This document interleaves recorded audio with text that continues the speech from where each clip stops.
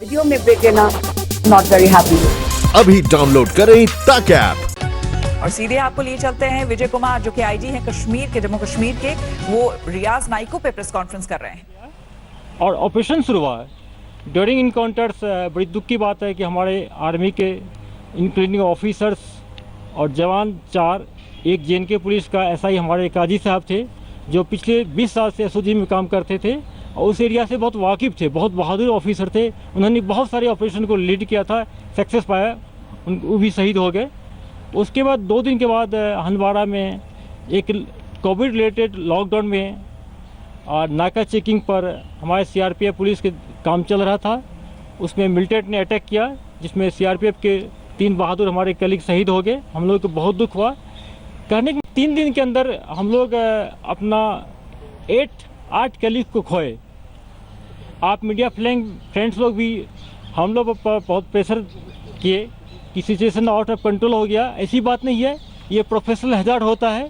कभी कभी ऐसा धक्का लगता है पुलिस सिक्योरिटी फोर्स को, लेकिन इसी क्राइसिस में, इसी चैलेंज को हम लोग एक अपॉर्चुनिटी समझे और हमारा जेएनके पुलिस का जो काम करने का तरीका है, मेन फोकस हम लोग का होता है कि ह्यूमन नीड और टेक्निकल नीड को जनरेट करना और पुलिस आर्मी सीआरपीएफ को लेके ऑपरेशन लॉन्च करना और जो टेररिस्ट है उसको न्यूट्रलाइज करना। और सबसे पहले इसी के दरमियान में हम लोगों ने खास करके हमारे एक जो स्पेशल टीम चल रहा था जो जिसको हेड कर रहे हैं हमारे डीआईजी अतुल साहब कर रहे हैं और इनके यंग ऑफिसर इसके अंदर हैं। उन्होंने हालांकि पिछले 6 महीना से एचएम के कमांडर रियाज नायको के पीछे थे, इन्फॉर्मेशन जनरेट कर थे और अभी तक में 5-6 उनके हाईडेड को हम लोग बस्ट कर दिए थे। बहुत सारे रेड मारे, कामयाबी नहीं मिला था।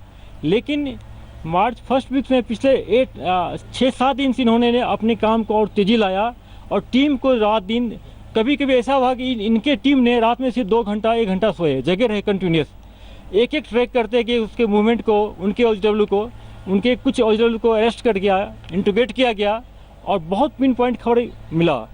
उसके तहत पुलिस की छोटी टीम ने पहले उस घर को कॉर्डन कर लिया, बाद में आर्मी को बुलाया गया, सीआरपीएफ को बुलाया गया और पहला दिन सर्च करने पर उस घर में कुछ नहीं मिला। फिर भी हम लोग इतना कंफर्म थे कि इसके अंदर मिलिटेंट है, या तो अंदर में होगा कहीं हाइड आउट में। हम लोग कॉर्डन को नहीं हटाएं, कॉर्डन कंटिन्यू रहा। नेक्स्ट डे कल जाके सुबह 9 बजे जब मिलिटेंट ने पहले फायर किया, फिर हमारे फोर्स ने रिटेलिएट किया। उस रिटेलिएशन में जैसा कि हम सब जानते हैं एचएम का चीफ जो था पिछले 8 ईयर से एक्टिव था और पिछले 3 साल से एचएम का कमांडर था, उसमें मारे गए।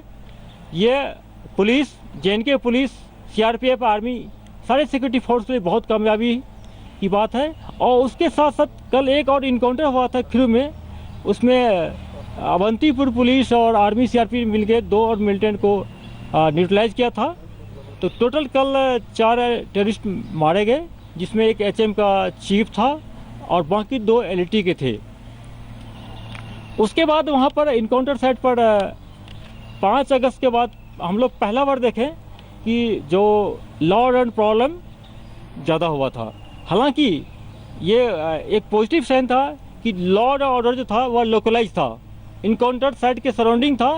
कल मैंने खुद हेलीकॉप्टर से रेकी किया, साउथ कश्मीर में कहीं भी कोई प्रॉब्लम नहीं थी, सिर्फ उस इनकाउंटर साइट पर हुआ था।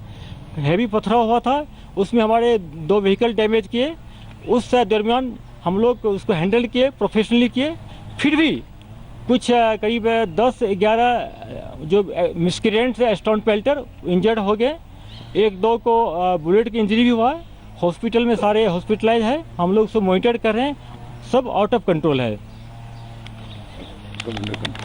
और साहब, रियाज नाइको का मरना, आपने कहा जेएनके का चीफ था, तो कितना इसमें हम कह सकते हैं पुलिस के लिए तो आप बता रहे बड़ी कामयाबी, मिलिटेंसी में डिक्लाइन हो सकता है, इतनी गिरावट भी आ सकती है। और साथ साथ में जो हमारा हंदवाड़ा जिसको लास्ट ईयर मिलिटेंसी फ्री भी करार दिया गया था, अब्रप्टली इस तरह का इंसिडेंट हुआ जहाँ पे सीओ, सब इंस्पेक्टर या और भी जवान जो वहाँ पे हुए थे, मारे गए।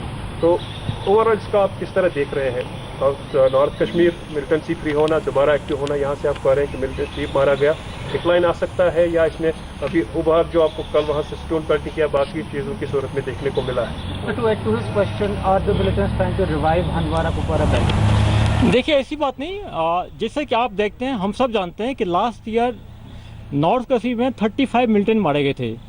इस बार टोटल अभी तक कई 9 मिलिटेंट्स मारे गए। ऐसा नहीं था कि लास्ट ईयर मिलिटेंट्स ही वहाँ पे नहीं था और इस बार हो गया।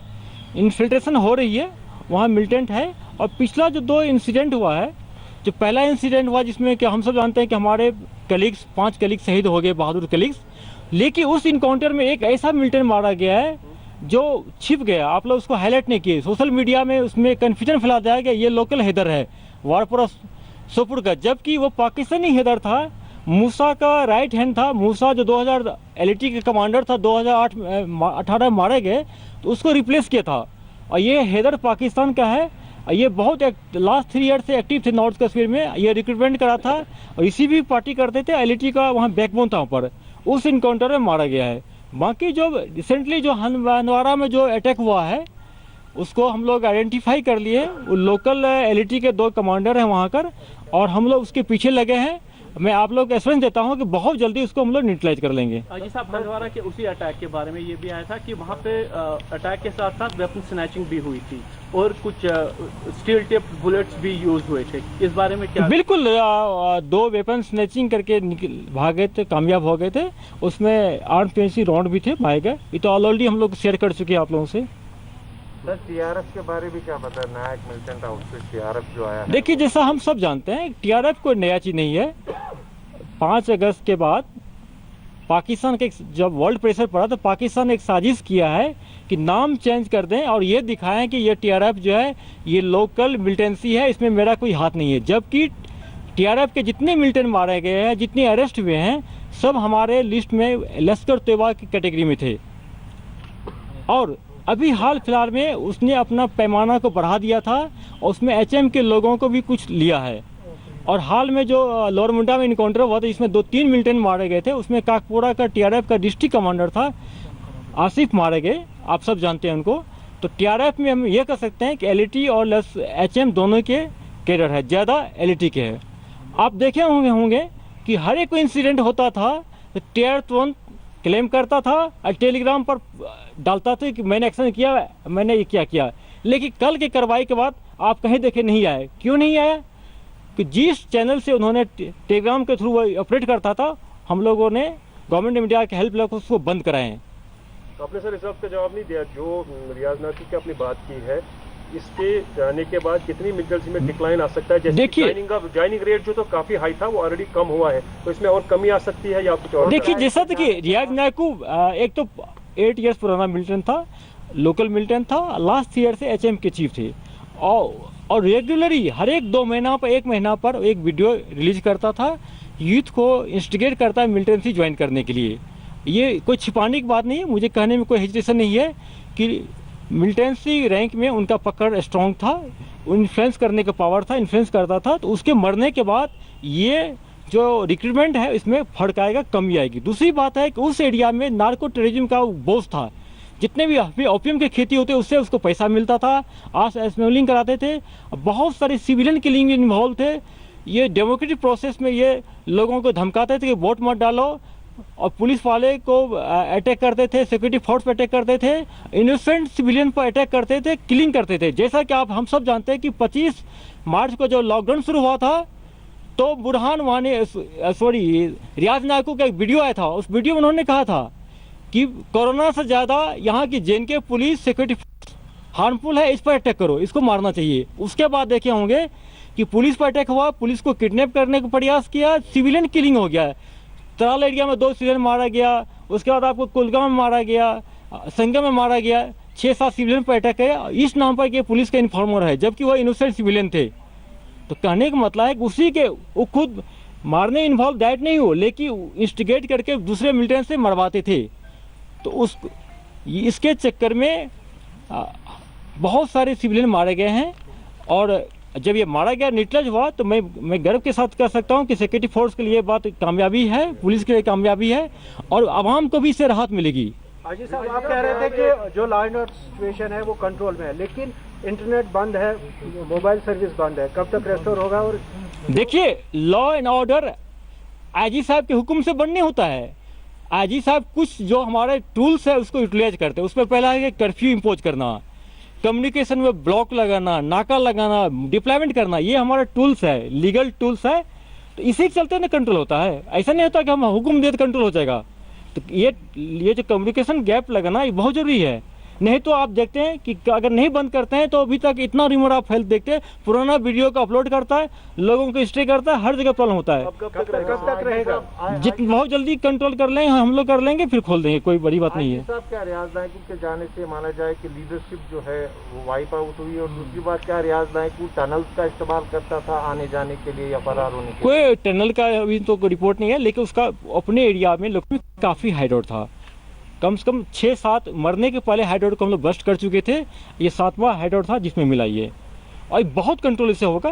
क्या लीडरशिप खत्म हो गई है? ऑब्वियसली जो उसका मोस्ट जो एक्सपीरियंस लॉन्ग हैंडल लीडरशिप खत्म हो चुका था। उसका सिर्फ नहीं, कारी यासी मर गए, जैस का भी हो गया है, एजीएच की हो गया है, लेकिन लीडरशिप तो बनते रहता है। वो खुद बनाएंगे उसको, फिर उसके पीछे बढ़ेंगे। कौन बना है मुझे पता है, अभी शेयर नहीं करेंगे आप लोग को, शायद आप लोग पता भी होगा, लेकिन उसके पीछे भी हम लोग पड़े हैं। विजय जी, जो आर्टिकल 370 के जाने के बाद ये अटकलें लगाई जा रही थी कि हॉट समर होगा, तो आपको लगता है कि जिस तरीके के हमले हो रहे हैं या इन्फिल्ट्रेशन हो रही है, कोशिश की जा रही है कि उस तरीके के हालात बनाए जाए? देखिए, जब से हम लोग कश्मीर JNK एकेडमी ज्वाइन किए, ये हम लोग मानते हैं कि होली मंथ रमजान में अटैक बढ़ता है, लेकिन हम लोग दो चीज़ हमारे लिए चैलेंज था। होली रमजान मंथ था, दूसरा कोविड में डिप्लॉयमेंट। मेरा मैक्सिमम फोर्स लगा है कोविड डिप्लॉयमेंट में लगा है, लेकिन इस सिचुएशन के रहते हुए हम लोग प्लानिंग किए हुए थे, अभी भी किए हैं, उस पर जारी है कि एंटी टेररिस्ट ऑपरेशन को हम लोग लॉकडाउन नहीं करेंगे, इसमें तेजी लाएंगे, करते रहेंगे। One last question Vijay ji, हमने देखा कि पहले सिर्फ FC जो होते थे उनकी बॉडी आप खुद ले जाते थे, लेकिन अब जो सिविलियंस हैं उनकी बॉडी को भी उनके परिवार को नहीं दिया जा रहा है। इसका क्या रीजन क्या है अचानक से चेंज करते हैं? हनबारा जो अटैक में एक अनफॉर्चुनेटली एक लड़का जो मेंटेनेंस था उसको गोली लग गया था। हम लोग उनके घर वाले के पास सोच गए, मोटिवेट किए कि अगर हमको आपको डेड बॉडी देते हैं, देने में कोई दिक्कत नहीं। पहले तो मीडिया में बता दें इनोसेंट है, कुछ नहीं छिपाए हम। अगर आपको देंगे तो गांव वाले आपको प्रेशराइज करेंगे, 2000 लोग आ जाएंगे, उसके जुलूस में जाएंगे, जनाजा फ्यूनरल में। तो चूंकि रेड जोन एरिया है तो संभावना था कि स्प्रेड हो जाता वायरस वहाँ पर। उनके फैमिली मेम्बर मुतमिन हो गए, उनके इज्जत के साथ गाड़ी में ले गए। हम लोग एक आइसोलेट जगह पर उनको बारामूला में लास्ट साइड करवाई, इज्जत के साथ। नहीं, अदर मिलिटेंट्स जो लोकल मिलिटेंट्स थे उनकी बॉडी पहले परिवार को दी जाती थी, अब वो नहीं दी जाती। बिल्कुल, जब तक कोरोना वायरस का खतरा है तब तक हम लोग नहीं देंगे। सर, फोन कब छोड़ेंगे? नेट तो आप ऑन ऑफ करते हैं, बात करेंगे फोन पे आपसे। Thank you very much.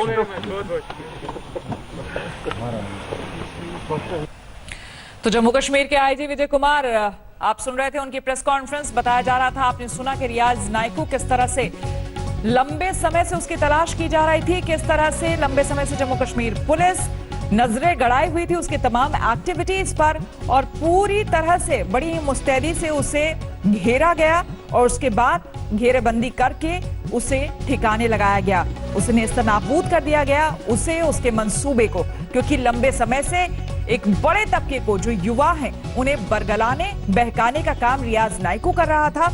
और IG पुलिस ने खुद ये कहा कि रियाज नायकू इस मामले में गलत नहीं होगा कहना कि वो बहुत हद तक सफल भी हो रहा था, कि जो यंग जनरेशन है वहां की, जो क्योंकि वो एक लोकल वहां का आतंकी था, और ऐसे में जो वहां की यंग जनरेशन है, जो युवा पॉपुलेशन है, उसे बरगलाने में काफी हद तक कामयाब भी हो रहा था। इसीलिए 6 महीने से लगातार नायकू की तलाश जम्मू कश्मीर पुलिस ने और तेज कर दी थी, और सुरक्षा बलों की मदद से अब रियाज नायकू को कल ढेर कर दिया गया, और उससे पहले उसके जितने भी ठिकाने थे उस सभी को नेस्तनाबूद कर दिया गया, खत्म कर दिया गया। अब रियाज नायकू के खात्मे के बाद बहुत हद तक संभव होगा कि इस तरह की गतिविधियों पर विराम भी वहां पर लगे। 2020 से पिछले 4 महीना में हम लोग लगभग 27 ऑपरेशन लॉन्च किए।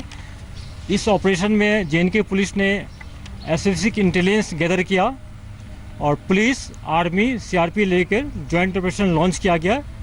इन सारे ऑपरेशंस में लगभग 64 मिलिटेंट्स मारे गए, जिसमें 3 बहुत बड़े कमांडर मारे गए। सबसे पहले कारी यासिर मारा गया जनवरी में, जो जैश का पूरे कश्मीर का चीफ था। उसके बाद AGH का मारा गया बुरहान कोका, सब आप सब जानते हैं उसके बारे में। और जो कल मारा गया उसमें जो HM का पूरे JNK का चीफ था। इसके साथ साथ लगभग हम लोग 25 मिलिटेंट्स को, एक्टिव मिलिटेंट्स को अरेस्ट किए। 125 OGW को अरेस्ट किया गया, इंट्रोगेट किया गया। और बहुत सारे हम लोग जो हाइडेड को बस्ट किए हैं। बहुत सारे ग्रेनेड और मिलिटेंट्स का जो मॉड्यूल था, खास करके LET का सोपुर एरिया में, उसको बस्ट किए। उसके इंफॉर्मेशन से LC के पास से काफ़ी आर्म्स हमसे रिकवर किया गया। लॉ एंड ऑर्डर फ्रंट पर हम लोग 5 अगस्त के बाद कोई बहुत बड़ा फेस नहीं किए। उसमें पैरामिलिट्री फोर्स खास के CRPF का बहुत अच्छा रोल रहा, बहुत बढ़िया CRPF ने काम किया है उसमें। बाकी SSB भी है, ITB भी है, JNK पुलिस है, आर्मी पुलिस है। तो 6 महीने से रियाज नाइकू की तलाश हो रही थी। जम्मू कश्मीर पुलिस उसे मुस्तैदी से ढूंढ रही थी और आखिरकार जैसे ही पता चला रियाज नाइकू और उसके साथियों के बारे में, सुरक्षा बलों की भी मदद ली गई और सबकी मदद से सुरक्षा बल, जम्मू कश्मीर पुलिस, सबकी मदद से रियाज नाइकू को कल मार गिराया गया और साथ ही साथ उसके अलावा उसके साथी आतंकी को भी मार गिराया गया। तो इस साल की अगर कहें तो सबसे बड़ी कामयाबी हुई सुरक्षा बलों की। और जिस तरह से घुसपैठ कर रहा था रियाज नाइकू, लोगों के जो यंगस्टर है, खास करके जो युवा पीढ़ी है, उनके दिलो दिमाग में उन्हें बरगलाने की कोशिश कर रहा था और उन्हें गलत रास्ते पर ले जाकर हथियार थमाकर उनसे अपराध करवा रहा था। आपको बता दें कि उन्होंने कहा कि पहले पुलिस ने पूरे गांव को घेरा। किस तरह से इस पूरे ऑपरेशन को अंजाम दिया गया, ये भी जम्मू कश्मीर के IG ने, विजय कुमार ने बताया। बाद में CRPF को ऑपरेशन में बुलाया गया। 6 महीने से नाइकू के पीछे लगी हुई थी पूरी टीम। जम्मू कश्मीर की टीम पूरी लगी हुई थी, उसकी तलाश कर रही थी। और उसके बाद जैसे ही उसकी सूचना मिली, रियाज नाइकू अपने साथी दोस्तों के साथ, आतंकियों के साथ छिपा हुआ है। सूचना मिलने पर नाइकू की घेराबंदी कर दी गई, पूरे इलाके को सील कर दिया गया। नमस्कार, मैं हूं अंजना ओम कश्यप। हमें उम्मीद है ये वीडियो आपको पसंद आया होगा। लेटेस्ट खबरों के लिए यूं ही देखते रहिए आज तक और इस वीडियो के पसंद आने पर लाइक, शेयर एंड सब्सक्राइब करना ना भूलें।